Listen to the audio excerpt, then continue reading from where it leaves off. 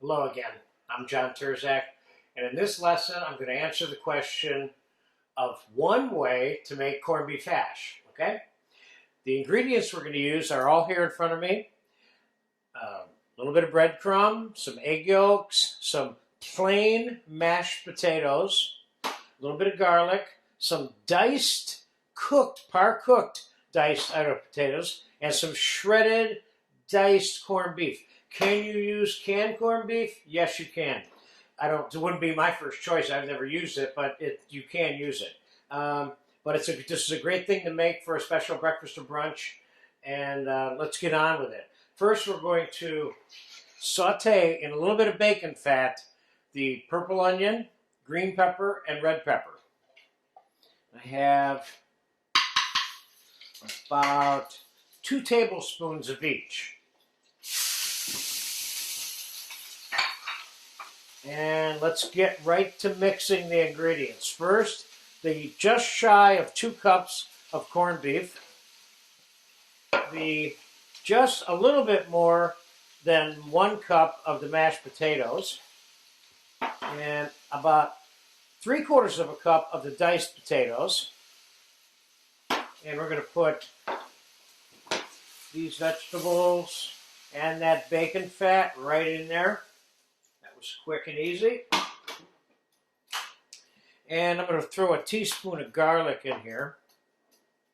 Maybe 2 teaspoons of garlic. One doesn't seem like it's enough. And the 3 egg yolks from extra large eggs.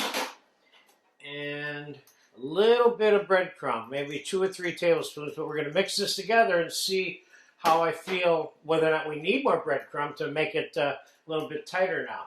Now, I'm going to get this all mixed together before I season it with salt and pepper. But one of the things you want to remember is that, what is a hash? A hash is something that you can ultimately bring together in the form of a patty. I wouldn't call sauteing some things that are all these ingredients but don't get put together as a patty. I would not consider them to be a real hash. I'm thinking more along the lines of like a crab cake or a black bean cake. Those are hashes. And of course, I've made the corned beef hash just like this with roast beef as well, okay? So let's just give that a taste real quick.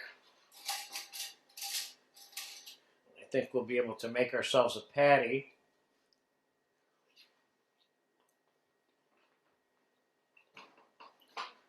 This is good. Let's put some salt in it. Doesn't need any more breadcrumbs. Put a little pepper in it. A little more salt. Let's get this mixed.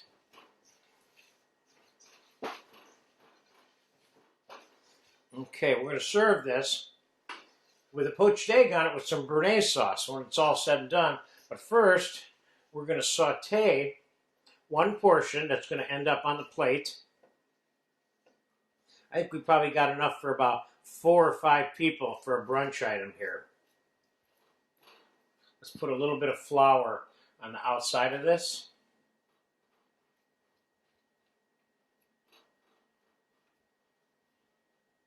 Let's put a little more flour.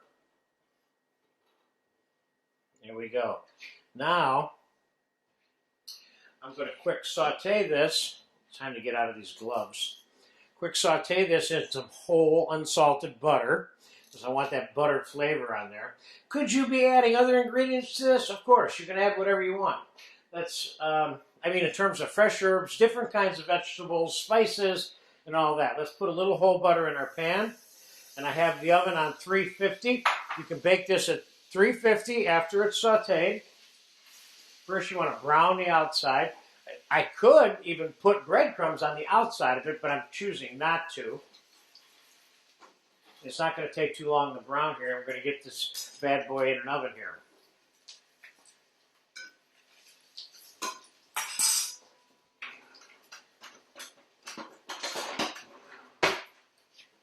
You'll notice that I'm tilting the oil down away from me so I don't splash myself with oil.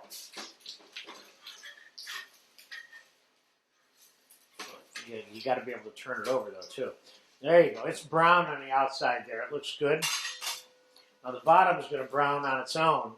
See what we got here now? Nice corned beef hash patty. Now let's pop this in an oven. Now remember, everything that's in there is basically cooked already. So all we really need to do is heat it through. What we don't want to do is blast this in a hot oven and cause it to expand and fall apart and not stay in the patty shape that we made it in, okay? So we'll be back in about 10 minutes and we'll get it on a plate with a nice poached egg, which you have a lesson for, and some Béarnaise sauce, which you also have a lesson for. So I'll see you in about 10 minutes. Okay, the hash has been in the oven about 10 or 12 minutes. It's done. And down here I have a couple of pre-poached eggs.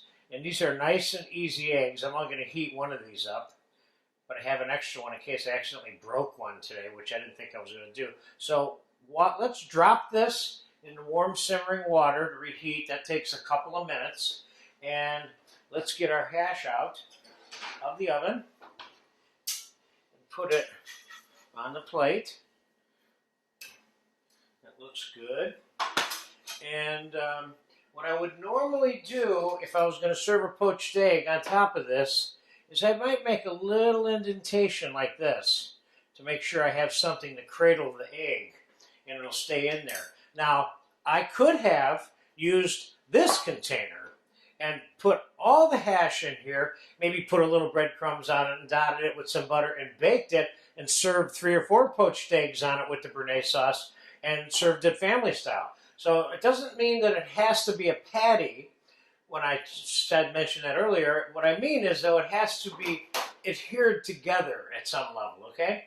So let's, that egg's warm enough for me. I like my eggs nice and easy. And this egg is still nice and easy. Now pre-poaching eggs, to me, is unless you're happen to be serving them right then and there, and you have the time and energy for the amount that you have to do that doesn't require you to pre-poach them. But I normally pre-poach them, put them in some cold water, and put them in the fridge. So there's your poached egg brunch, breakfast, whatever you want to call it. And here's a shot of Béarnaise sauce on top of there. Now you certainly could be putting hollandaise sauce on there.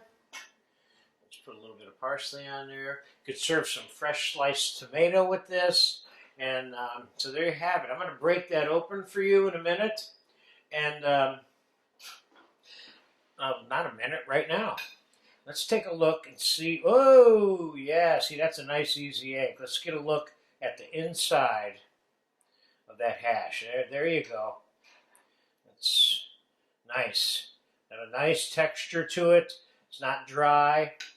Nice and soft. Okay, there you go. One recipe of mine for corned beef hash that I'm going to eat as soon as you shut that camera off, Richard.